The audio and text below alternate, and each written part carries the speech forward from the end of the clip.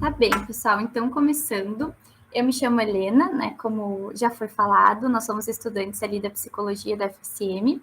E hoje a gente vai conversar um pouquinho, então, sobre gerenciamento do tempo, dos pensamentos e comparações com os colegas. A primeira coisa, eu acho, então, que é importante da gente pensar, né, sobre esse assunto é o que são os nossos pensamentos, né? Porque eu acho que a gente entender o que são os pensamentos, como é que a gente questiona esses pensamentos, como é que a gente reformula esses pensamentos, é a base para vários outros assuntos que a gente vai conversar hoje. Né? Então, os pensamentos que a gente tem assim no dia a dia, né, que a gente tem toda hora, a gente não consegue ficar sem pensar, né? A gente chama ele de pensamentos automáticos.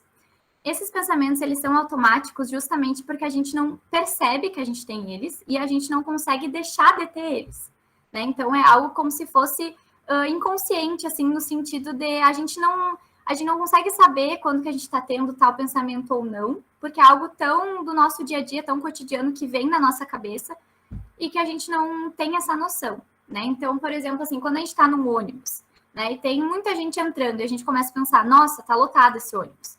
Nossa, que calor. Nossa, será que vai ter lugar para eu sentar? Nossa, que cabelo bonito tem aquela menina. Tudo isso são pensamentos automáticos, porque eles vêm na nossa cabeça sem o nosso controle.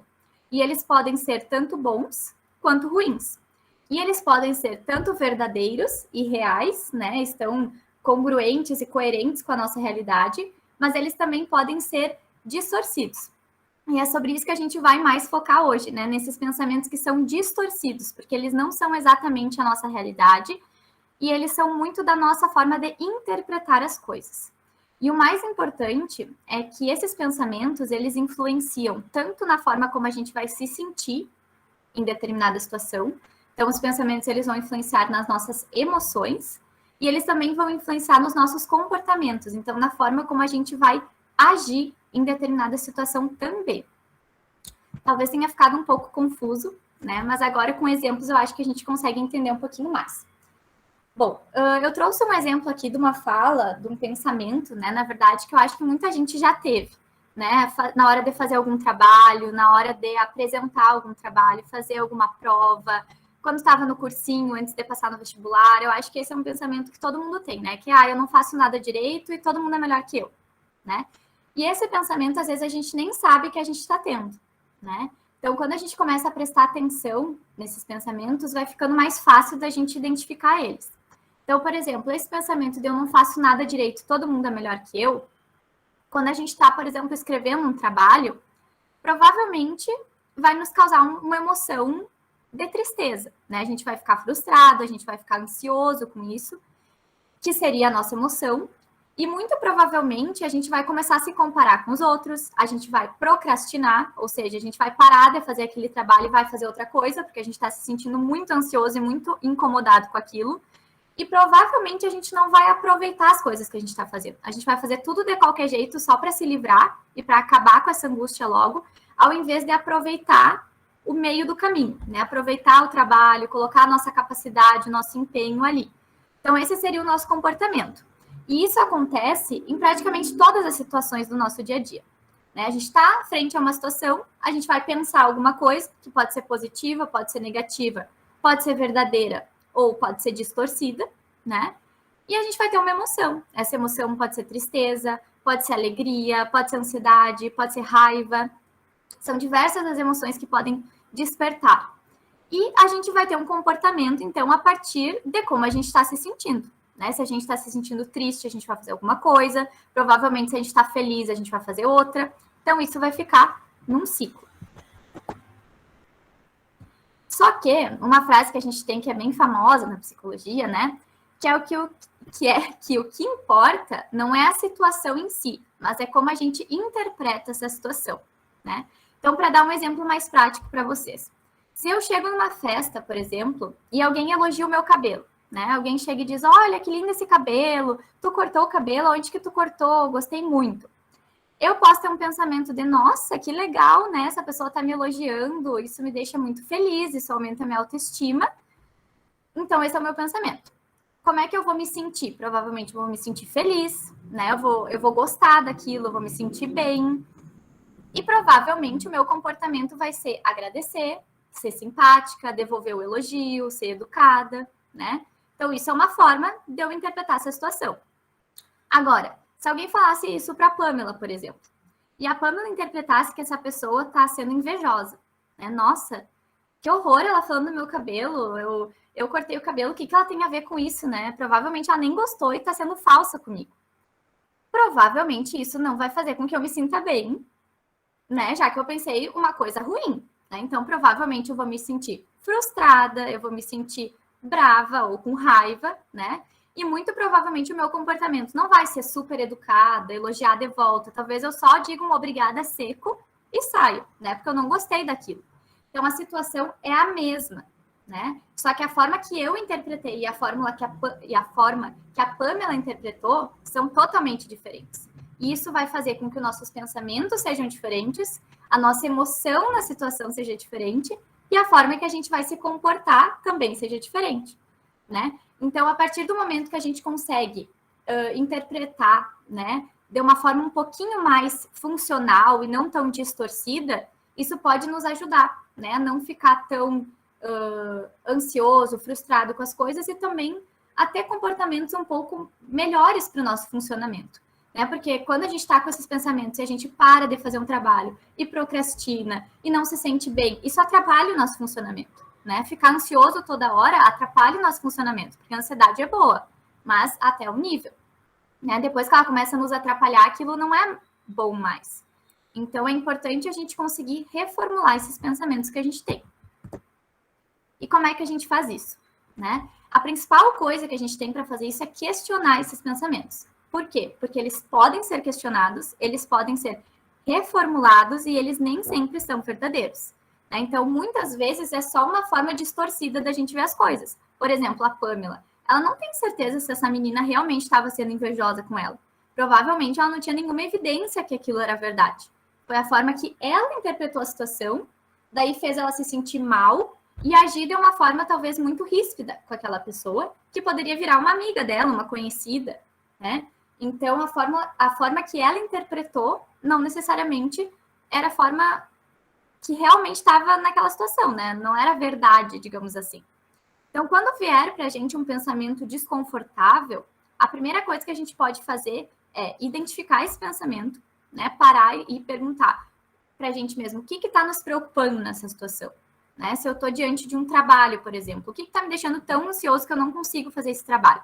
Eu estou com medo dele não ficar bom. Então, esse é o nosso pensamento. Eu estou com medo que ele não fique bom. É isso que a gente está pensando sobre essa situação. Depois que a gente identificou isso, a gente pode começar a se perguntar coisas sobre esse pensamento. Isso é um exercício que no início é bem difícil, mas com o tempo a gente vai ficando craque nisso, porque é algo que começa a ser automático, assim como o pensamento é automático, questionar esses pensamentos também vai ficando automático, é um exercício que a gente vai fazendo. Né? Então a gente pode começar a perguntar, tá, mas esse pensamento, ele é real? Realmente o trabalho não vai ficar bom? Né? Será que já aconteceu outras vezes dos meus trabalhos não ficarem bons? Né? Se o meu namorado, se a minha namorada, se o meu amigo estivesse passando por essa situação, o que eu poderia dizer para ele se acalmar? Né? Ele já fez trabalhos bons. Né? Eu também já fiz trabalhos bons, então por que eu estou ficando tão ansioso em não fazer um trabalho bom? Eu tenho alguma evidência de que esse trabalho não vai ficar bom? Né? Se os meus outros trabalhos já foram bons, se eu estou indo bem nessa disciplina, se eu posso pedir ajuda para o meu professor, para a minha professora, por que não ficaria bom? Né? Então, a gente vai começar a ver a parte real do pensamento, e não apenas a nossa interpretação sobre esse pensamento. Então, naquele exemplo do primeiro slide lá, eu não faço nada direito e todo mundo é melhor que eu, né?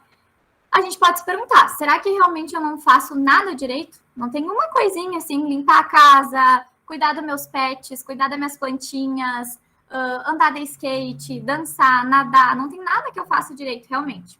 Será que não é só esse trabalho que eu não estou conseguindo fazer direito? Né?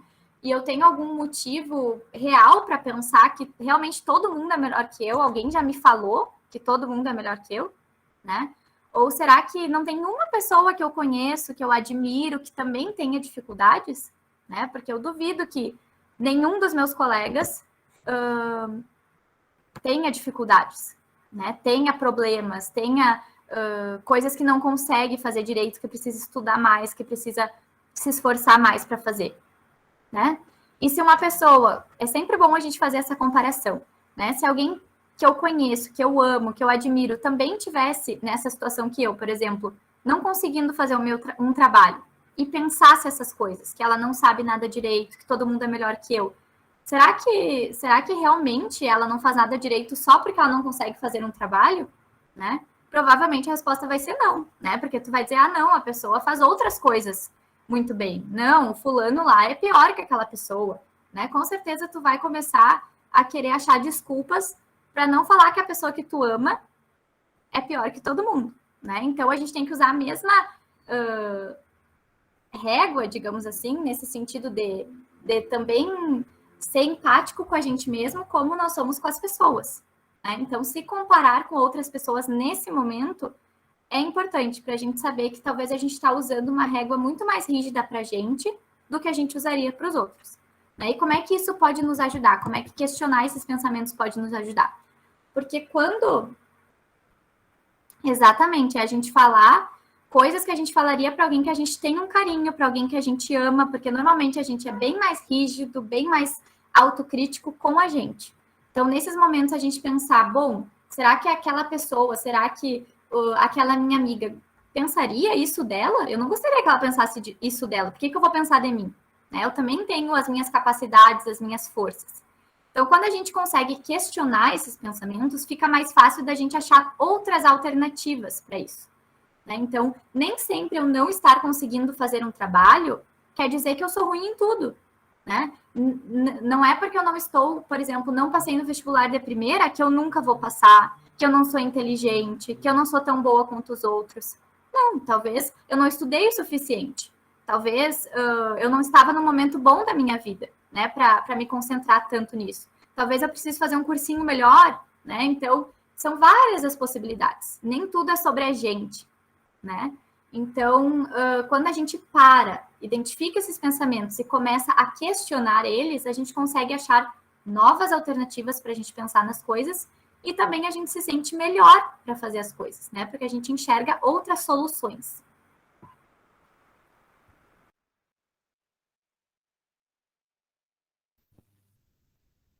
Bom, então eu gostaria de falar um pouquinho sobre a diferença entre esses pensamentos malvadinhos aí que a Helena conversou e os pensamentos do dia a dia. Porque senão a gente fica paranoico, né? A gente tem uma brincadeirinha assim dentro da psicologia que o pessoal de fora costuma dizer. Ai, deve ser muito difícil namorar com um psicólogo, então se relacionar com um psicólogo, porque eles devem pensar em tudo que a gente pensa, saber quando a gente tá mentindo, pararabá. Olha só que interessante, como que a gente filtra, né? Aquilo que vai ser questionado daquilo que é tipo, pô, tô com sede, preciso tomar água. Então, olha só. Tem alguns textos durante a faculdade que ficam. Eles ganham identidade, eles são lembrados durante o curso todo. Acho que todo curso tem isso. Na psicologia, a gente tem algumas historinhas que alguns professores trazem lá no primeiro semestre que a gente guarda pro resto da graduação toda. Teve uma que me marcou muito num livro sobre abordagem clínica, que era o seguinte, parece muito idiota, assim, vocês têm todo o direito de achar, depois que eu terminar de contar também, claro, né, mas eu acho muito útil, assim, para explicar pensamentos improdutivos. Vamos fazer de conta que certo dia, um ET, um alien, desceu à Terra. Aí ele desceu à Terra, ele queria entender certas coisas sobre os humanos, né? A primeira coisa que ele se perguntou foi o porquê que os humanos pareciam tão preocupados. Todos eles, velhos, novos, enfim, eles andavam com a cara franzida, eles andavam preocupados, andavam estressados, qualquer coisinha eles levantavam a voz. Então ele queria aprender, né? A primeira coisa o ET pensou, tá, eu quero aprender a ser humano, vou começar por isso. Quero aprender a me preocupar. Aí ele foi na clínica psicológica, pegou os ansiosos, procurou os piores, e ele disse assim, cara, ó, a tua função é me ensinar a ser alguém preocupado.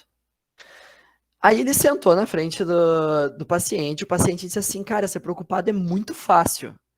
É só tu pensar assim, tu ET, o que que tu tem que fazer hoje? Ah, eu recém cheguei, eu acho que eu vou aprender a dirigir, né? Acho que eu vou dar uma volta de carro.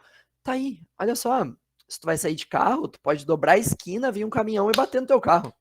Pronto, morreu, deu, acabou. Já é motivo para se preocupar, né?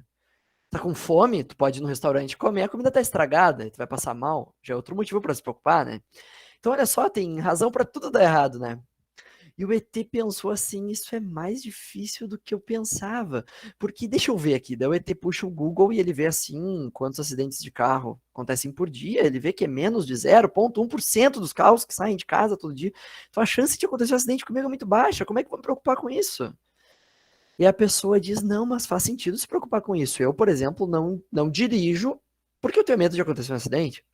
Não como em restaurante porque eu tenho medo de acontecer comida estragada. Tá certo que a gente pegou uma pessoa, assim, talentosa na questão da ansiedade, né? Mas o ET talvez tenha achado um bom professor. Depois de uma meia hora, talvez até esse ET tenha virado um bom psicólogo, né? Porque se ele discutiu direitinho com o paciente, deu para ver que a maioria das preocupações daquele paciente são improdutivas. Então tá, então como é que a gente separa uma preocupação improdutiva de uma preocupação produtiva? Bom, acidentes de carro existem, né? A gente de fato pode participar de um acidente de carro, mesmo que a gente esteja dirigindo bem. Mas adianta a gente se preocupar com estar dirigindo e vir uma calota voando do outro lado da rua, grudar no vidro, matar a gente? Não, eu me posso. Nossa senhora, a não ser que eu blinde o carro, eu posso me preocupar à vontade, que não vai adiantar de nada eu me preocupar com isso, né? O que adianta eu me preocupar? Adianta eu me preocupar com dirigir atentamente, eu baixar o volume da música, eu deixar queimou um farol do carro trocar o óleo com frequência, eu não dirigir acima da velocidade. Então, olha como existem preocupações produtivas. Se tu tá preocupado em se preocupar, tu tem coisas úteis para fazer isso, tu tem maneiras úteis de fazer isso. Só que olha que interessante, quando a gente se preocupa com as coisas úteis, a gente se torna uma pessoa mais tranquila. Parece irônico, mas aquelas pessoas que têm tudo sob controle são as pessoas que têm menos chances de perderem o domínio sobre a situação. Então, o primeiro passo para a gente saber sobre o que se preocupar seria a gente fazer uma lista, por mais idiota que isso pareça, de tipo assim, o que está na minha cabeça hoje? O que está na minha cabeça hoje? Aí a gente vem, eu botei alguns exemplos aqui, né, nos slides, que seriam, por exemplo, assim, eu tenho prova amanhã, né? Então eu preciso estudar agora. Beleza? Se eu preciso estudar agora, são 4 da tarde, eu tô desde as 2 me dizendo que eu preciso estudar agora, talvez eu realmente precise estudar agora, né? Se eu não estudar, eu não passo. Só que eu me preocupar se o fulano estudou, vai aumentar minha nota? Vai diminuir minha nota?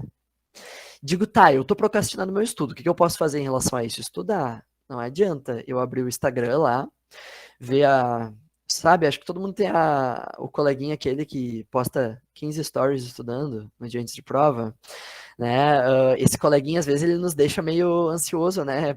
Putz, o fulano fez 5 resumos, eu fiz um. Será que eu tô estudando o suficiente?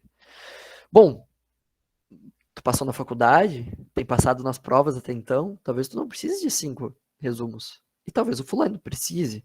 Tá tudo bem a gente precisar de uma quantidade diferente de resumos, né? Mas eu me preocupar com o quanto que o fulano precisa não vai alterar minha nota. Agora, eu me preocupar com o que eu tenho que estudar vai alterar minha nota.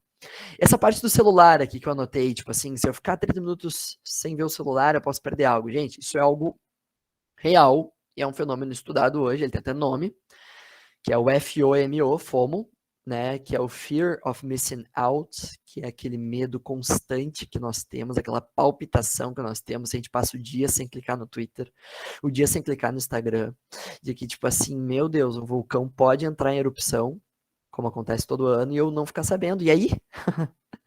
Imagina se eu não ficar sabendo do vulcão que entrou em erupção.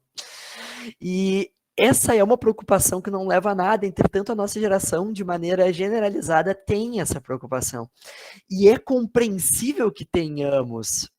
Entretanto, ninguém vai domar nossa mente pela gente. Não vai chegar o ETzinho de cima lá da estratosfera e dizer pra gente assim, cara, não faz sentido tu se preocupar com isso. Talvez chegue um psicólogo, né, que é uma ideia um pouco mais receptiva do que um ET, ok? Mas aí a gente vai ter que procurar o psicólogo. E até isso acontecer, a gente vai ficar queimando a cabeça se... Será que a minha ex postou uma foto? Será que ela tá mais bonita que eu? Será que... Parará? E aí a gente... Olha só que interessante como a cascata se forma. Essa preocupação ruim, essa preocupação incomodativa, nos fez negligenciar as preocupações que de fato importam. E aí eu deixo de estudar porque eu tô pensando na IES, eu deixo de estudar porque eu tô pensando no vulcão, eu deixo de estudar porque eu tô pensando no Twitter. Então as preocupações improdutivas, elas não só ocupam espaço, como elas roubam o protagonismo que deveria ser das preocupações produtivas. Então parece idiota, mas eu listar as preocupações do meu dia e eu ver que, tipo assim, amanhã eu tenho prova, pô, uma preocupação importante, né? Fulano postou que ele fez 5 resumos, pô, uma preocupação que eu não preciso manter em mente. Isso ajuda a gente a ocupar espaço no nosso HD, que já é bem cheio, bem mais cheio do que deveria ser biologicamente, assim, né? Hoje a gente se enche de informações, né, gente? Uma informação, uma, uma linha que eu gosto muito de pensar nesse sentido do quanto a gente é bombardeado, é que hoje, em um dia, existe uma pesquisa que mostra que em um dia, um cidadão nova-iorquino, ele consome mais ou menos mais informação do que um soldado romano consumia durante a vida toda. E aí a gente, quando tem contato com isso, a gente pergunta, não, como não surtar, né? Como não fazer o copo transbordar, né? Assim, se o copo só vai transbordar se a gente deixar o que não deveria entrar ali entrar, né? Então eu botei mais 2 exemplos aqui só para questão de elucidação, né? Que eu preciso me preparar para apresentar o trabalho amanhã. Trabalho em grupo. Nossa, isso é motivo de preocupação, né? Principalmente se a gente recém chegou na faculdade. Agora, e se eu passar mal de nervoso na hora de apresentar o trabalho? Poxa, tudo bem, pode acontecer? Pode. Mas convenhamos, né? Cá entre nós. Se isso acontecer, não vai ter feito diferença tu se preocupar 24 horas antes. Então, talvez seja melhor tu só se preparar para o trabalho, né? Eu vou prestar atenção no trânsito, algum bêbado vai cortar minha frente e causar um acidente, aquilo que eu já havia falado, né? Tu pode passar de slide, Helena. Obrigado. Então, a gente chega na hora da preocupação, que é algo contra-intuitivo. Nesse ponto, ficar preocupado todos os momentos é muito complicado, disse o Gabriel. Olha só que interessante. Isso aí que tu falou é tão válido que é justamente o que eu quero criticar com esse slide aqui. Olha só. A gente tem uma ideia de que as pessoas produtivas e as pessoas que fazem muita coisa são as pessoas que acordam e vão dormir saindo fumaça da cabeça. Que as pessoas que produzem, as pessoas eficazes, elas não podem parar para um cafezinho, não podem sorrir, elas têm que estar o tempo todo como tá. Vocês já viram Diabo Veste Prada? A gente tem que estar numa vibe meio assim, sabe? Tem que ser uma vibe meio assim. Tu dormiu, tomou. Então, por que serve a hora da preocupação? A hora da preocupação é uma maneira muito eficaz em questão de custo-benefício de tempo para se preocupar. Tá, o Clóvis, mas olha só, cara, hora da preocupação, isso me parece um nome bonitinho para planejamento, né? Me parece um nome bonitinho para planejamento. Isso é uma coisa que, assim, uh, já me falam para fazer isso desde pequeno, não tô vendo nada de muito novo. Tá, a primeira pergunta é, tu faz? Aí a segunda pergunta é, tá, digamos, vamos fazer de conta que tu faz, então. A segunda pergunta é, uma coisa é planejar aquilo que a gente tem que fazer de importante. E outra coisa é planejar, além daquilo que a gente tem que fazer de importante, aquela hora que a gente tem para descansar. A gente não costuma planejar a hora de descanso. A gente não costuma planejar o lazer. E aí o que, que acontece no dia a dia? O lazer vem tapado de culpa. Eu descanso, eu paro para mexer no telefone, me sinto culpado. Me sinto culpado, eu fico ansioso. Fico ansioso, eu me sinto incapaz. Me sinto incapaz, eu não estudo, eu não produzo. Eu não produzo, eu procrastino para compensar a ansiedade. Eu procrastino, eu me sinto ansioso. O famoso ciclo. Bom, vocês acham que eu tô mentindo? Vocês, sei lá, abram o Twitter, vejam 50 pessoas por dia reclamando desse mesmo ciclo. Ah, eu não faço nada, aí eu fico ansioso, não faço nada. Bom. Clóvis, tem aquela frase, né, que falam para nós na graduação de, assim, para não dormir, para ficar acordado a noite inteira estudando. Eu já nem me lembro mais agora, estuda enquanto eles durmam, ou seja, né, surte. Exato, a produtividade ligada a esse conceito de o dia é muito curto. O dia é muito curto, então não pode dormir, não pode comer, não pode pensar. Descansar, né? Descansar. E o momento de lazer, O que você faz da meia-noite às 6. Maravilha.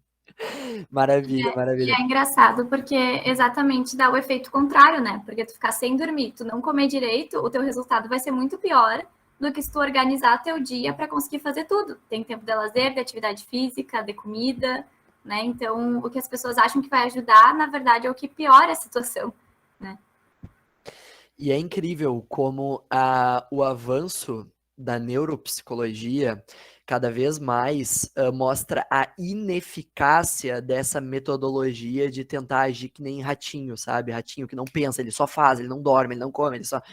Então, é incrível, porque a gente vê hoje que até esse mito de que 4 horinhas de sono tá bom, até isso vai caindo por terra, né? A gente vê que tem que tomar sol para produzir direito, tem que fazer exercício para produzir direito. Tá, mas se eu faço tudo isso, eu não consigo trabalhar 16 horas por dia, e quem se dá bem na vida trabalha 16 horas por dia, e se preocupa 16 horas por dia.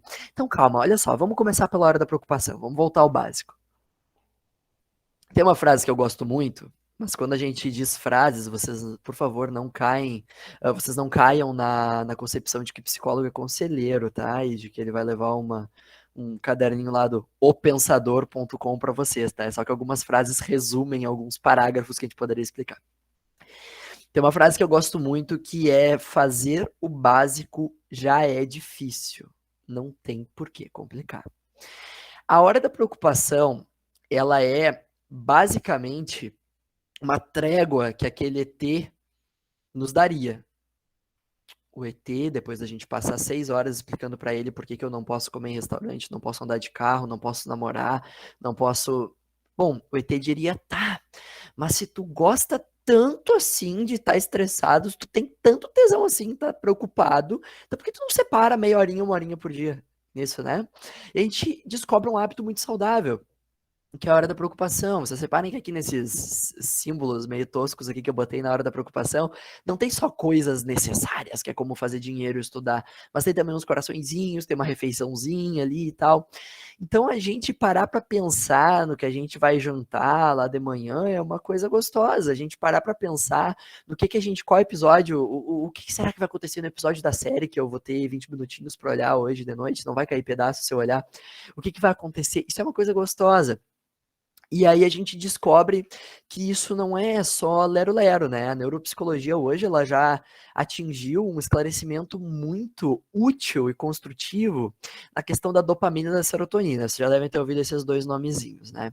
E aí a gente tem uma certa perturbação assim de conceito em relação a isso. Hormônios do prazer. Ah, eu tô precisando de dopamina. Ah, eu tô precisando de serotonina. Adoramos. Isso aí também gera ótimos tweets, né? Ótimos stories. Mas o que são de fato dopamina e serotonina? Vamos falar de ratinhos, né? Eu gosto muito de falar de ratinhos. Acho que eles são o voltar ao básico na psicologia, né? Se vocês escolhessem cursar psicologia, vocês passariam um semestre vendo só rato. Parece até que a gente tinha entrado no curso errado. O ratinho, quando a gente está ensinando ele a apertar a barra para cair comida, é muito simples, é muito fácil de entender. Por isso que ele é o básico, né? Ele vai lá, ele aperta a barra, cai uma bolinha de comida. Ok, o ratinho deu fome, ele vai lá e aperta a barra, cai uma bolinha de comida. Olha só que incrível, o rato aprendeu a conseguir comida. Ele tem que apertar a barra, que cai uma bolinha de ração.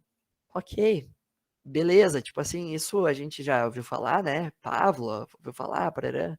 Devo ter visto algum meme no Facebook em 2015 que também mostrava algo assim, parará, não sei o que, BBB faz isso com a gente, parará. Não é aí que eu quero chegar, tá, gente? Eu quero chegar a outra coisa. Tem experimentos que mostram que depois de um tempo, se tu tira uma das bolinhas de comida e tu exige do ratinho que ele aperte 2 vezes na barra, ele estranha, mas ele aperta. E depois de algumas vezes, ele passa a apertar aquela barrinha 2 vezes, plec, plec, para cair uma bolinha de comida. Depois de um tempo, a gente reduz a recompensa de novo. Tem que apertar 3 vezes para cair a bolinha de comida. Eventualmente, a gente corta a bolinha de comida e o rato continua desesperadamente apertando a barrinha até ele perceber que não cai bolinha de comida, ele aperta. Isso leva um tempo. Até que um tempo ele percebe, tá, vou morrer de inanição, não tenho o que fazer, ele para de apertar a barrinha de comida, ele vai pro canto da gaiola e ele morre de fome. Essa é a parte triste do experimento, né? Mas, infelizmente, isso levou a algumas compreensões de como funciona a dopamina. E não são ratos de verdade, tá, gente? Não. No nosso caso, nós já não lidamos com ratos de verdade, ainda bem, porque ia dar um pouco de pena. A gente usou softwares, simuladores e tal. Mas onde que a gente quer chegar com isso? O que é dopamina, então? Dopamina não é quando o rato come a ração. Dopamina é quando o rato aperta a barra. A dopamina se trata do combustível que a gente bota para o carro andar. E o que é quando a gente ouve falar, tipo assim, jejum de dopamina? Isso é uma coisa que tá muito alta, né? Capaz de ter até aparecido nos recomendados do YouTube de vocês aí. Jejum de dopamina, o que é isso? O que eu preciso regular minha dopamina? Eu tô viciado em dopamina, não sei o que lá, barará. Vocês já passaram pela situação onde vocês chegam num domingo e aí vocês estão naquela situação de rotina pegada, tendo que acordar cedo por causa da aula, parará. E chega no domingo, sábado de noite, eu olho série até 1h30 da manhã, eu penso, amanhã eu vou dormir até meio-dia. Amanhã é domingo, eu vou dormir até meio-dia. Chega domingo, dá 9 horas da manhã, eu tô acordado. Aí eu penso, não, eu não estudei a semana toda pra isso, eu vou dormir de novo. Aí eu me forço, eu penso, eu conto o cabritinho, eu consigo dormir. Eu acordo 11 horas. Eu acordo renovado 11 horas? Não, eu acordo grog domingo. Eu sento na frente da TV, nenhum canal é bom. Eu vou comer um café da manhã, o café tá insosso, não dá vontade de fazer nada, aquele domingo arrastado, tu faz um almoço / café, nada é muito interessante, tu vai te mexer lá às 6 horas da tarde, quando teus amigos disserem, vamos dar uma volta, sei lá, parará. Fica arrastado e no fim tu pensa, cara, que isso, dormi um horror, mas não foi prazeroso. A gente desregulou a nossa serotonina. Tá, peraí, Clóvis, mas outro nome, velho, o que é serotonina? Calma, serotonina é a bolinha de ração. Então dopamina é o que me motiva a buscar e serotonina é a recompensa, é o resultado? Perfeito, vamos fazer de conta que é só isso para não apavorar, tá? Mas é mais ou menos isso, assim já serve, assim já serve. Quando a gente, por exemplo, tá viciado em Instagram, a gente desregulou a nossa dopamina. A gente precisa de meia hora ver o Instagram. A gente precisa de meia hora ver o Instagram porque a nossa motivação é puxar o telefone, a nossa recompensa é ver que o ex talvez não esteja tão bonito, né? É ver que talvez o fulano não tenha feito 5 resumos, é ver como é que anda a vida do outro, é ver como é que parará, ver se aparecer uma receita nova, ver a foto de um filhote de gatinho. Olha como é fácil, olha como o mundo moderno nos facilitou a bolinha de ração e facilitou apertar a barrinha também. Então me diz uma coisa, se isso é tão fácil e tão gostoso, como é que vai ser bom eu sentar para estudar?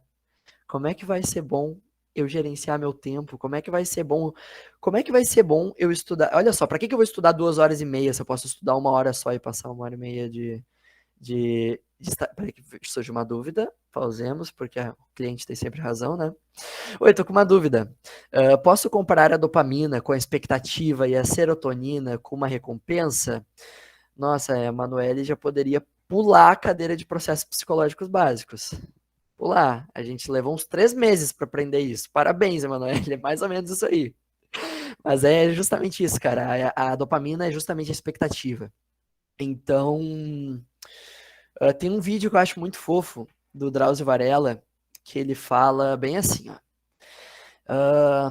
Quando eu digo que eu acordo 5 horas da manhã para fazer maratona, as pessoas dizem, tu é maluco? E ele diz, às vezes eu não sei. Mas quando eu levanto de manhã, e principalmente quando tá frio, e eu piso na rua para fazer maratona, e eu começo a fazer os 5 minutos de corrida, que os ossos doem, o corpo cansa, o pulmão gela, eu penso, nossa, nenhum ser humano na Terra merecia passar por essa situação aqui que eu tô passando. Depois dos 10 minutos, já começa a ficar melhor. 20, aquilo é muito bom. Quando eu corro, quando eu termino de correr, já tá ficando ruim de novo, mas quando eu paro é muito bom. Nossa, eu consegui. Eu consegui. Olha ali, eu acordo às 4h30 para correr e amo demais. Então, olha só, perfeito. Então o exemplo vai funcionar melhor do que nunca. Gente, se o Drauzio sabe que os ossos vão doer quando ele começar a correr, por que ele continua fazendo esse absurdo? Por que ele não dorme mais um pouquinho? porque a expectativa já se firmou. Assim como a gente sabe que se a gente puxar o Instagram, a gente vai ter um story novo para ver. A gente sabe que se a gente acordar 4h30 da manhã para correr, tá ok. Na hora de, convenhamos, talvez seja uma merda. Na primeira meia hora, talvez seja uma merda ter que acordar no frio, assim. Só que depois a gente sabe que vai ser bom. A gente já tá viciado. Ah, então tem como vício ser bom? Óbvio que tem como vício ser bom. No começo, às vezes, dá preguicinha, com certeza. E a hora da preocupação é um vício que o ansioso, assim, não tô dizendo, eu não vou aqui ser moralista, tá? E dizer assim, o ansioso deveria aderir à hora da preocupação. Mas é muito bom. Gente, é muito fácil tu falar isso de cima do salto, peraí, eu vou mostrar uma coisa pra vocês. Isso aqui é meu planner. Isso aqui não aparece, né, por causa do foco, mas eu tenho aqueles planners divididos em hora. Por quê? Eu acho que é difícil de perceber, assim, mas eu sou uma pessoa meio agitada, né? É uma coisa muito complicada, muito difícil. Só quem convive há muito tempo que percebe, né? E se eu deixo o meu dia perder a rédea, eu, por exemplo, acabo, por exemplo, pensando, hoje eu vou estudar. E aí, quando vê, eu passei das 2 da tarde até as 6 da tarde lendo sobre a Ucrânia. Lá, a coisa não vai... Nada. Não vai complementar em nada na minha vida. Mas é muito assim, eu entendo que isso seja um perfil, isso faz parte da minha personalidade. Essa agitação e essa, como é que eu vou dizer, esse cair de cabeça, assim, então eu tenho que me domar. Eu não posso ter a arrogância que muitos de nós temos, principalmente na adolescência, extremamente comum, de achar que nós temos um livre-arbítrio absoluto. Eu faço o que eu quiser às 4 da tarde, eu faço o que eu quiser às 5 da tarde. Eu tinha planejado semana passada que hoje, quinta-feira, eu ia tirar para estudar. Eu olhei Euforia a tarde toda. Mas foi porque eu quis. Foi porque eu quis. Afinal, amanhã eu posso estudar ainda, né? Não tô procrastinando, não, Deus o livre. Quando a gente é adolescente, a gente mente muito mais fácil pra gente mesmo. Quando a gente é adulto, a coisa começa a pegar um pouquinho mais. E olha só que engraçado. Quando a gente admite a falta de controle que a gente tem sobre o nosso corpo, e quando a gente admite que o ser humano não foi feito para ver Instagram, não foi feito para ver euforia, não foi feito para sei lá, ver futebol, apesar dessas coisas todas serem muito legais, a gente admite que a gente tá suposto a ser dominado por essas coisas. Tem uma frase do Hegel bem legal, e vocês me perdoem, eu sei que vocês não são de humanas e talvez vocês queiram dar com um pedaço de pau na minha cabeça, mas tem uma frase do Hegel que fala sobre o que é a liberdade, né? Ele diz que a liberdade é o conhecimento sobre a necessidade. Olha que interessante disso, talvez o livre não seja aquela pessoa que passe das 2 às 6 olhando euforia quando ela devia estudar. Só porque ela pode, ela fez, ela é livre. Talvez a pessoa livre seja aquela que conheça o quanto ela é suscetível a, se ela olhar um episódio de euforia, olhar 10. Então, talvez já por isso ela conheça a necessidade que ela tem de se domar, ela conheça a necessidade que ela tem de bloquear a guia da HBO, né? Ela instalar uma extensão lá no Google Chrome dela para a HBO só abrir a partir das 8h30 e não abrir depois das 10h30, isso é importante também. E aí ela acessar só o Yahoo Respostas, a Wikipédia, o YouTube lá, antes das 8h30, né? Olha que interessante, essa pessoa de fato vai poder deitar na cama às 8h30 e pensar, hoje eu cumpri com o que eu tinha que cumprir, hoje eu posso olhar a euforia. Talvez isso seja liberdade. A gente entra numa discussão filosófica, né, que não é o que a gente pretende aqui, né? Não quero ser expulso também, né? Pode pular de slide, Helena, por gentileza. Bom, aqui a gente chega no balde de água fria, que eu sei que às vezes só por causa da maneira que eu falo, passa uma vibe de que eu vou ser meio coach, assim, pra vocês, né? Acho que é só querer, é só planejar, é só fazer isso, que vai tudo certo. Não, eu vou dar uma dica nesse sentido também, que é uma coisa assim que pessoalmente me ajuda muito, mas não é só da minha experiência, a gente usa bastante isso na clínica também. Que é o seguinte, a competição não precisa ser só com os outros. Existe muita adrenalina em competir consigo mesmo. E a serotonina, ela muitas vezes é a satisfação de superar-se. E não a satisfação de, tipo assim... Como é que eu vou dizer assim? Ó, quando a recompensa é fácil, ela muitas vezes não é tão gostosa, né? Tipo, como é que eu vou dizer? É muito mais legal fazer um TCC e ser aprovado do que fazer aquele trabalhinho matado de meia página, que tu só faz uma paráfrase e tira 10, porque tu sabe que nem tu nem o professor querem estar ali. É muito mais gostoso fazer o TCC, né? Que tu levou 1 ano fazendo, por mais que tenha sido mais trabalhoso. Então a serotonina, muitas vezes, ela vem proporcional nesse sentido. Muitas vezes um dia difícil traz uma noite de sono maravilhosa. E muitas vezes um dia culposo, que a gente passa o dia se arrastando, traz uma noite de sono agitada, né? Traz uma noite de sono, amanhã eu vou ter que fazer o dobro, porque hoje eu não fiz nada. Então, olha só, quando a gente compete consigo mesmo, não é uma questão de necessariamente a gente ter que virar o Arnold Schwarzenegger e dobrar de tamanho a cada ano. Não é isso. É uma questão de perceber aos pouquinhos assim, cara, eu tô aprendendo a me domar. Eu virei um super-herói por isso? Não, eu só virei adulto. Só virei adulto. No sentido de maturidade. Ah, olha só, Clóvis, mas eu conheço gente de 45 anos, de 60 anos, que passaram a vida toda e não aprenderam a se domar. Bah, Clóvis, a minha mãe, ela não pode botar a mãe em Facebook. Não pode botar a mãe em Facebook. Se ela botou a mãe em Facebook, o dia dela termina. Perfeito, mas assim, tem uma coisa que a gente aprende em desenvolvimento, que nem sempre a idade biológica tá alinhada com a idade eu não quero dizer psicológica, porque às vezes a gente para pra pensar, então quer dizer que eu sou maluco? Não, mas não é isso. Muitas vezes a idade biológica não está alinhada com o autocontrole que a gente tem sobre si. Muitas vezes a pessoa adulta tem um autocontrole adolescente. Por que vocês acham que a adolescência vai até os 18 anos? Vocês acham que isso é arbitrário? Sentamos aqui, eu, a Helena, a Pamela, discutimos assim, o que vocês acham? 18 é legal? Não sei, 16, 20, vamos meter em 18, vamos meter em 18, deu. Não, olha só, tudo isso hoje a gente tem muita base científica para ver que o desenvolvimento neurológico relacionado ao livre-arbítrio, à tomada de decisão, e principalmente, isso aqui machuca de ouvir se tu é adolescente, mas a noção de consequência a longo prazo, ela começa a se estabelecer ali pelos 18 anos. Então, uma pessoa que tem 16 anos, que toma um porre, vomita pela casa toda, briga e faz isso e aquilo outro, não pode ser tão responsabilizada quanto uma pessoa de 26 que faz isso. Porque elas têm uma maturidade neurológica diferente. Elas não foram feitas para terem a mesma tomada de decisão sobre os próprios atos. Olha que maluco. Então, muitas pessoas às vezes se sentem adolescentes, mesmo com 26, mesmo com 36, mesmo com 46. Pô, se eu decidi que eu ia parar de ver o Instagram às 10h30, por que é 1 da manhã e eu continuo vendo o Instagram? A gente não precisa se culpar também. A gente não precisa achar que a gente está parado no tempo, que a gente é um adolescente ou algo do tipo, mas bom, as redes sociais tiveram uns 20 anos, mais ou menos, para treinar maneiras de nos viciar, né? De nos tornar adolescentes nesse sentido. Então a gente tem que ser 2 vezes mais forte e se domar.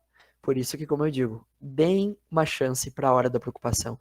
Comprem um planner magafento, baratinho, comprem um planner de 15 pila, botem o dia de vocês, testem. E, de novo, deem uma chance ao tempo, porque os hábitos levam entre 21 dias e 90 dias para começar a se firmar. É chato, né? É chato. Seria legal se eu decidisse começar a ler antes de dormir e amanhã já virasse um hábito. Mas, infelizmente, não é assim. Os hábitos ruins também levaram anos, né? Vocês não começaram a roer unha de um dia para o outro. Não começaram sei lá, ter que ouvir música no banho de um dia para o outro, isso levou meses se firmando. Então, deem tempo para. Se permitam, né? Como é que eu vou dizer? Paguem um boleto para vocês. Se permitam adquirir bons hábitos, mesmo que isso leve tempo.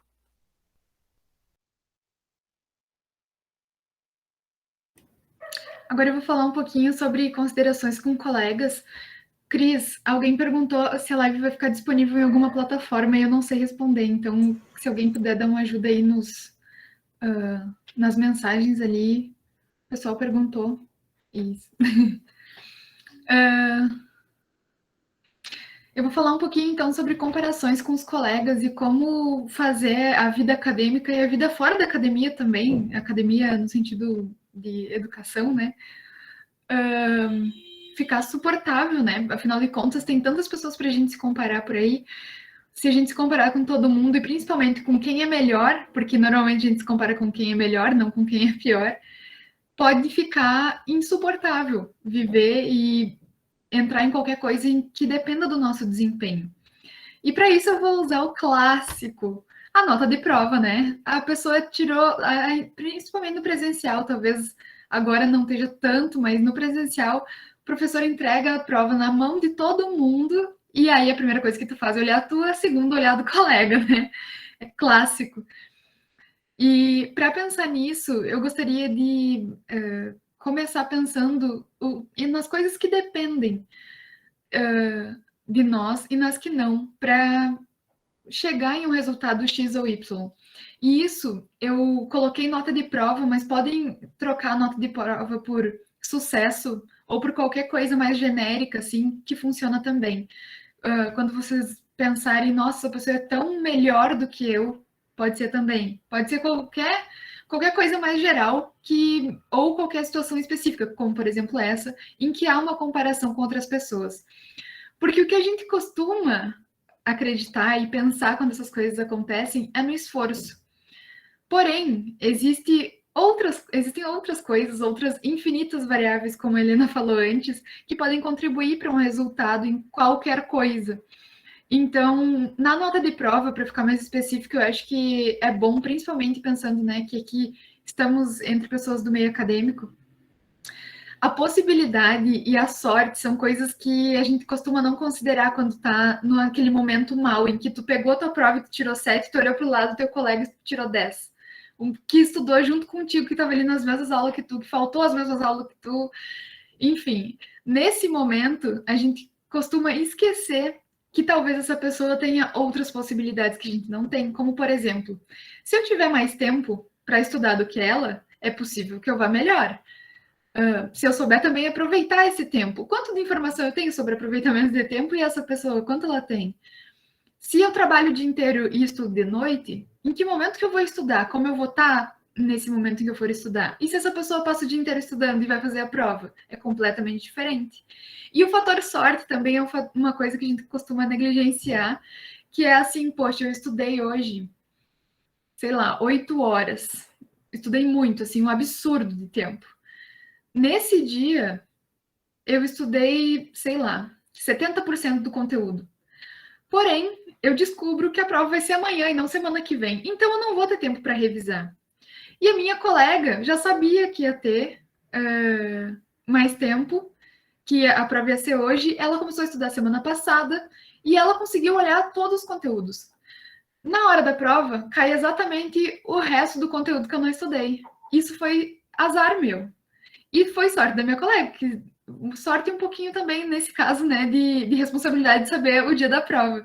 Mas, bom, nesse caso, pensando assim, às vezes, mesmo que eu estude muito, que eu aproveite muito bem o meu tempo, que eu faça o melhor que eu posso, eu ainda posso dar o azar de não ter estudado um dia de aula e esse dia ser o principal, cair, sei lá, 5 questões numa prova de 10 questões sobre esse conteúdo. Tudo bem, nessa questão aqui, qual é o problema principal? Acho que dá para passar o slide daí, Helena. É que a comparação, ela nos paralisa. Sempre que a gente faz esse exercício de olhar para o coleguinha e ver o que está acontecendo com ele e pela base dele, com o resultado dele, olhar para nós e nos julgar, isso vai ser paralisante. E vai ser paralisante por alguns motivos. E assim como o Clóvis e a Helena já falaram, os pensamentos eles vão ter assim um desempenho muito importante na hora de tentar entender como que as coisas funcionam na nossa mente. Porque sempre que eu tiver uma nota pior do que o colega e eu tiver algum pensamento depreciativo do tipo só vale a pena eu estudar se eu chegar na mesma nota que ele, senão não valeu a pena. Putz, por que eu passei tanto tempo estudando? Se era para me tirar 7, e ele que estudou metade, tirou menos do que eu. Ou eu nunca vou ser tão bom quanto essa pessoa. Tudo isso vai criar emoções, como a Helena descreveu antes, que vão fazer a gente tender, assim como o Clóvis também explicou isso muito bem, a evitar essa situação. De que, ao invés de a gente ter uma postura daí de, poxa, eu estou tentando, eu estou me esforçando, a gente tende a ir para um pensamento mais absoluto e mais negativo, que é autodepreciativo. Do tipo, eu nunca vou ser tão boa, não vale a pena eu estudar, eu sou um lixo mesmo. e essas coisas assim. Só que essas coisas trazem emoções que não são produtivas nessas horas. A tristeza, a raiva, todas as emoções, elas fazem parte da vida e vai ter momentos, eu vou falar mais adiante, que você vai sentir, vai ser importante sentir, reconhecer isso. Mas os pensamentos que a gente tem, que são lá, como a Helena falou, uma interpretação sobre o que está acontecendo, vão ser muito importantes para dizer quais emoções vão se perpetuar e quais não. Não necessariamente vão ser criadas ou cessadas, mas qual a gente vai sentir com mais intensidade, eu diria assim. Acho que pode passar também esse slide. Vou ir rapidinho agora, pessoal, que a gente vai estourar o tempo. Mas aí a ideia é, como que eu rompo esse ciclo, né? Porque é muito comum a gente fazer isso. Seja assim em coisas, eu vi ali antes que alguém falou do TCC de 2 semanas, TCC feito em 2 meses, seja no TCC, seja em coisas menores, como uma nota de uma prova, de um trabalho que vale, sei lá, 2 pontos, mas a gente quer saber quanto que o colega tirou, ou também assim, poxa, depois que se formou, né, na carreira, meu Deus, eu tô aqui desempregada há 2 anos e a pessoa já tá lá não sei aonde trabalhando. Nessas situações, tem como interromper esse ciclo de pensamentos ruins que a gente tem, de pensamentos autodepreciativos. E a melhor forma é realmente nos pensamentos. O Clóvis explicou um pouquinho assim sobre como funciona a parte neurológica, né, da psique humana. E uma coisa muito importante é que as emoções, elas são muito primitivas. Então, sempre que a gente estiver falando de emoções versus razão, a tendência é que na hora as emoções ganhem, porque elas são muito fortes. E assim, bem num. Óbvio que não é tão separado assim, né? Essa é uma coisa didática também. Assim como os neurotransmissores não são só o que a gente fala, assim, as emoções também, elas são muitas coisas e essa relação é muito complexa de tudo isso.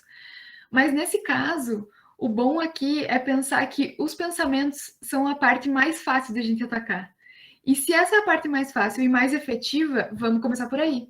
Porque para te brigar com uma emoção e fazer ela sumir, é quase impossível. A gente consegue lidar com isso, a gente consegue depois trabalhar essa emoção, mas o problema das emoções é que não tem como simplesmente tampar. Por algum lugar elas vão escapar e nem sempre vai ser por onde a gente quer.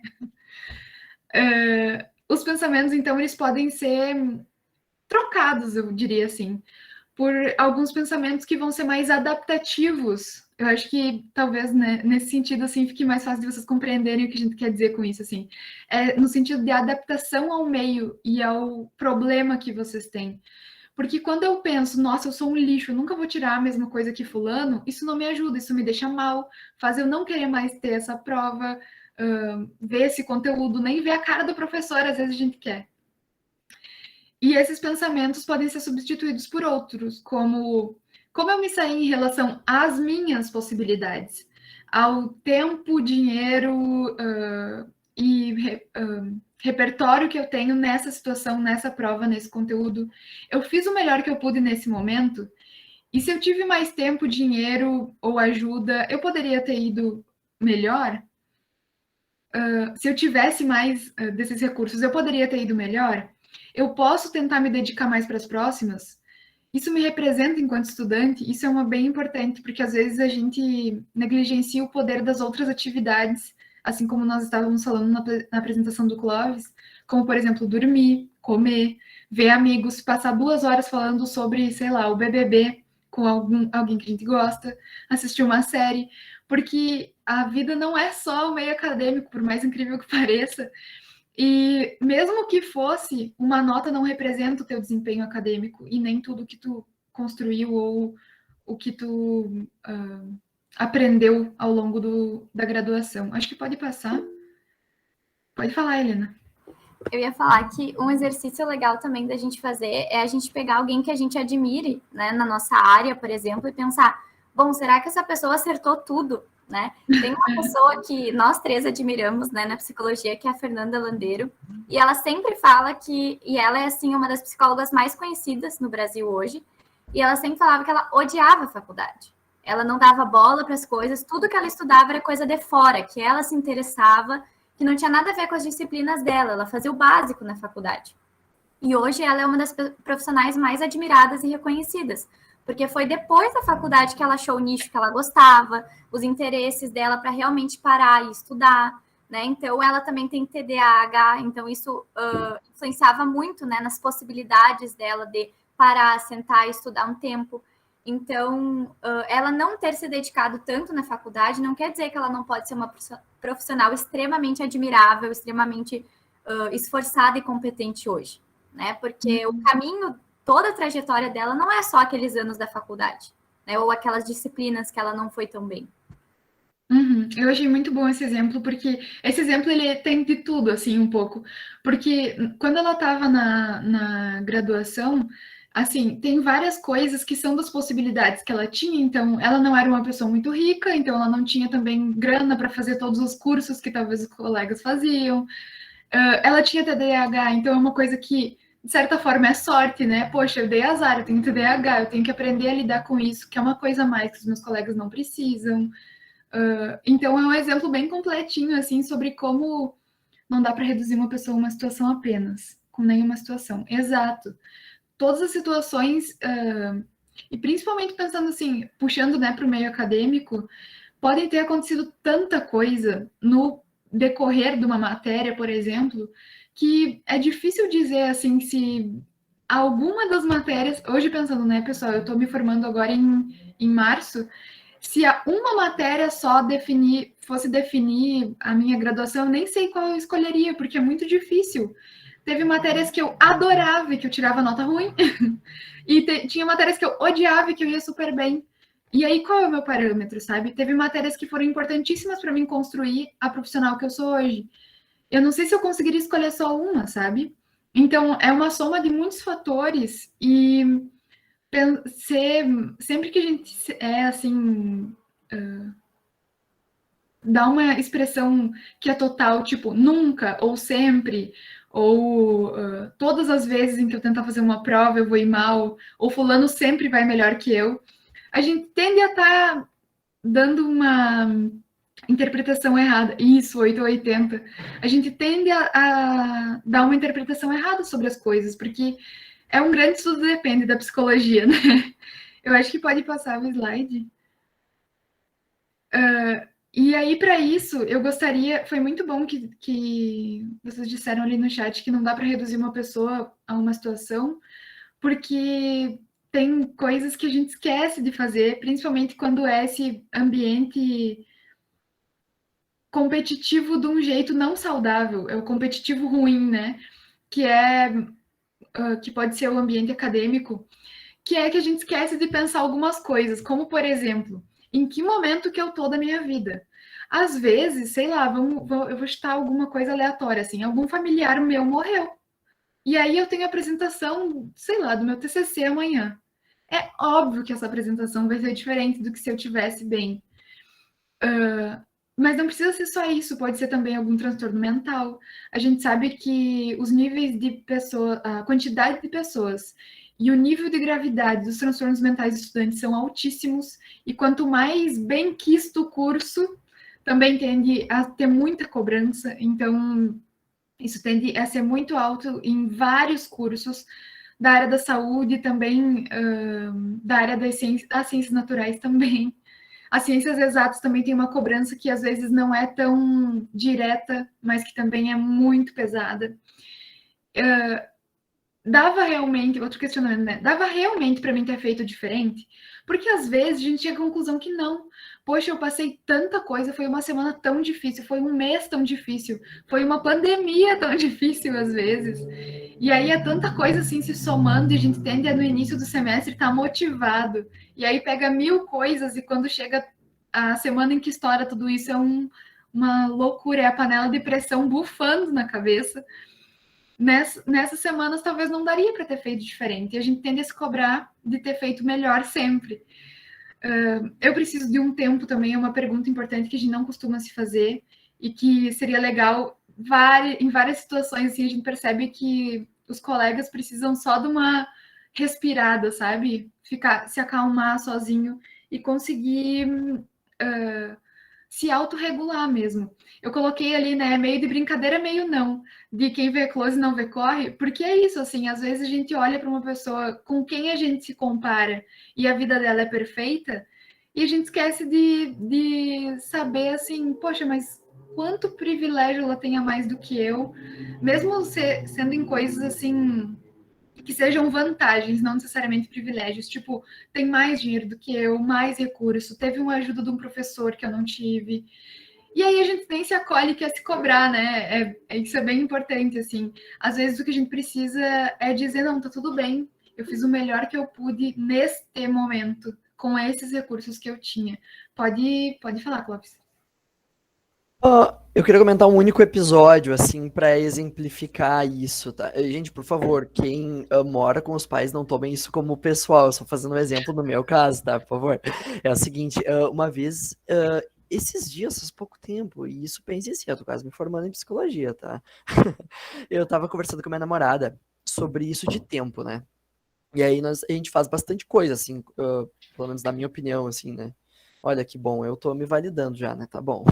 Eu e a namorada, a gente faz bastante coisa diferente, assim, tal. E aí a gente tava conversando sobre fulano. E a gente dizendo, cara, como que fulano é um fulano que inventa muita coisa, ele faz muita coisa, ele faz o que tem que fazer, mas ele inventa muita coisa, ele faz muita coisa diferente, não necessariamente coisa da faculdade.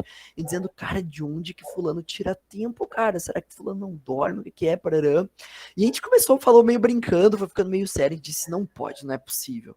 A gente começou a parar pra ver, assim, a gente tinha gastado lá, né, 2 horas limpando a casa, mas isso aqui lavando louça, isso aqui fazendo comida, isso aqui fazendo tararã. E fulano mora com os pais. Então, tipo assim, tá, tudo bem. Olha só o quanto que é incrível a gente passou meses fazendo brincadeiras a respeito da cria. Queria ter a máquina do tempo do fulano. A gente brincava que o fulano tinha o colar da Hermione, sabe? Prisioneiro de Azkaban, que a Hermione volta no tempo e olha 2 aulas ao mesmo tempo. A gente dizia que a gente queria ter o colar do fulano. E o colar no fulano era morar com os pais. E é uma coisa que não tem nada errado. Talvez nós tenhamos um outro passo à frente na corrida, nós temos alguns pitstops a mais que o fulano não tenha. Seja por nossa culpa, seja por não. Mas a gente tem que entender que muita coisa é de si, muita coisa é da aleatoriedade da vida, e a gente vai. A última coisa que a gente vai ver é a aleatoriedade da vida, porque a gente não quer se submeter a uma situação onde a gente não possa interferir, porque, de novo, a emoção fala mais que a razão, e a emoção de eu sou menos é muito mais forte do que parar para pensar quanto que o fulano tem de tempo ou não. Muito bom esse exemplo, porque é isso, assim, às vezes a gente esquece que junto com a vida acadêmica vem muitas outras responsabilidades, muitas vezes, né? E isso, inclusive, é um fator que agrava a saúde mental. Tem vários estudos, tanto sobre alunos de diversos cursos, mas sobre vários transtornos mentais, desde depressão, ansiedade, transtorno do pânico, que as pessoas têm muito, e até ideação suicida, sobre como todas essas mudanças do contexto acabam fazendo meio que isso, assim, a gente esquece de pensar quantas coisas a mais a gente teve de responsabilidades além do próprio curso. Enfim, eu achei que é um ótimo exemplo, Clóvis, obrigada.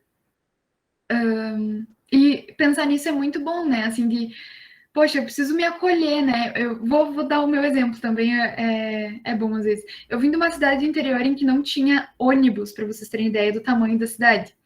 Então, a cidade, eu acho que agora deve ter 25 mil habitantes, que é a cidade dos meus pais. É muito pequenininha.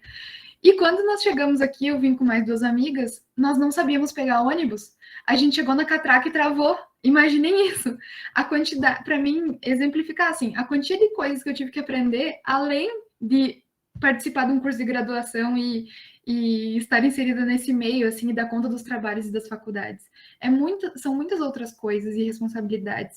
E isso é bem importante de se lembrar, assim, de colocar nesse abraço, né? De, poxa, eu tô fazendo um esforço aqui que talvez para mim esteja muito mais difícil do que para o colega que mora em Santa Maria, por exemplo, uma coisa tão simples, mas que pode interferir muito, né?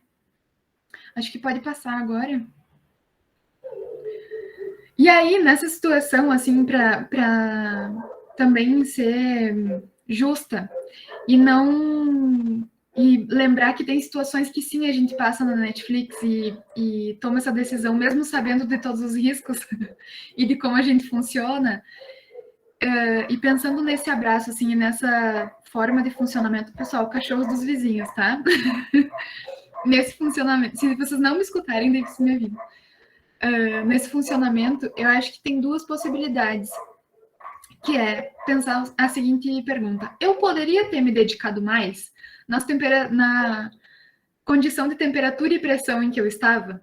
Eu poderia ter me dedicado mais, considerando todo esse resto, todo esse entorno, todo o estresse, a pressão que eu sofro, se eu tenho algum transtorno mental ou não, enfim, qualquer coisa que aconteceu na minha vida e que tenha mudado os rumos, talvez, do meu foco, da minha atenção.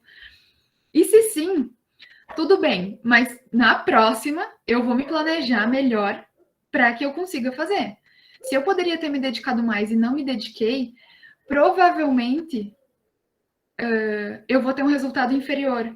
E aquele exemplo ali que a pessoa deu do TCC, né, em 2 semanas, que é bem mais desafiador do que o TCC em 2 meses, é realmente, porque em 2 meses tu consegue dormir, ter ideias, deixar a tua cabeça processar aquelas informações, no outro dia pegar para trabalhar de novo quando tu estiver bem. Em 2 semanas não importa o teu estado, tu tem que fazer. Então, uma coisa muito boa, como o Clóvis falou, é planejar. E eu acho que isso é uma das coisas principais, assim. Se eu poderia ter me dedicado mais, eu preciso saber que então nas próximas eu vou e como eu vou fazer. E essa hora da preocupação é ótima. Sigam o conselho do Clóvis, que nesse caso, eu nem sei se é um conselho, né? Eu acho que é mais uma intervenção terapêutica, assim mesmo, eu diria. Olha aí, pessoal, a terapia de graça. E se não, tá tudo bem também. Se eu não podia ter me dedicado mais porque estava tão difícil que ficou impossível, eu vou trabalhar para melhorar as condições. E aí, isso pode ser, poxa, eu preciso inserir um exercício físico, eu preciso dormir melhor, porque se eu não durmo eu fico mais mal. Eu preciso, sei lá, aí pode envolver qualquer coisa, né? Tentar, assim, no que é possível, eu tô falando, né, pessoal? Também não estamos sendo negligenciando fatores que a gente sabe que acontece e que vão dificultar realmente as coisas. Mas o que está sob teu controle é possível e que seja possível que tu modifique, faça, porque as coisas não tendem a não melhorar se a gente não faz isso por nós mesmos. Então, acho que esse é um bom parâmetro. É uma ótima pergunta para se fazer. Pode passar o slide. Muito obrigada, pessoal. Vocês querem falar mais alguma coisa, Helena ou Clóvis? Eu acho que eu também demorei um pouco, né? Eu passei mais de 15 minutos do horário.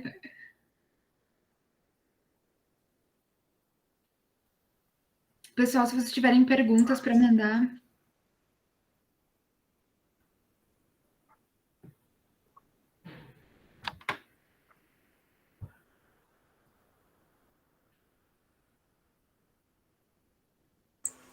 Eu estava respondendo a pergunta ali do Gabriel, né, que ele tinha falado sobre pressão e julgamento, e é justamente isso, assim, né? A gente tem uma impressão de que a pressão e o julgamento, eles são algo que, pô, são óbvios. Porque, de novo, né, eu adorei aquela fala da Pani de que as emoções são primitivas. Isso é algo muito importante a gente lembrar, de emoção é primitiva. Emoção, aquele conceito, aquilo meio frio calculista, assim, isso na prática não funciona. Quando o medo bate, quando a alegria ou a tristeza bate, vão bater independente do que tu leu ao longo da vida. E assim, quando a gente incorpora essa pressão, esse julgamento, aquilo se torna parte de quem a gente acaba se tornando um resumo das pessoas com quem a gente conviveu, dos ambientes que a gente conviveu. Então a gente vem de um ambiente que pressionou, de um ambiente excessivamente de julgo, a gente acaba se tornando julgador, a gente acaba se tornando... E a gente para pensar, isso tem que ser assim? Como é que eu vou dizer? A natureza me fez assim, como diriam os gregos? Eu tô seguindo a natureza ou alguém imputou isso a mim? Certo? Uma coisa que é interessante também é que quando a gente é pequeno, a gente busca esse acolhimento muitas vezes nos nossos pais, né? De tipo, eu fiz uma coisa que, enfim, eu não fiquei satisfeita com o resultado, então vou buscar alguém que me ampare, né?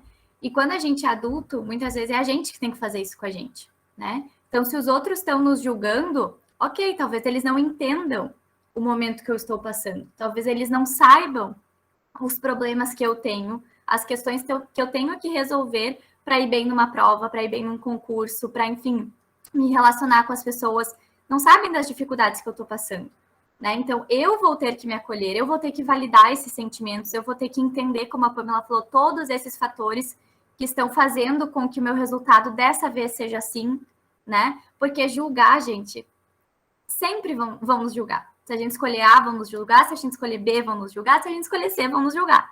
Né? Mas o que faz sentido para a gente? O que nos deixa feliz? Né? Então, é acolher a melhor decisão para a gente nesses momentos. Né? E isso também é amadurecer, é saber validar os sentimentos e as situações que a gente está naquele momento. Né?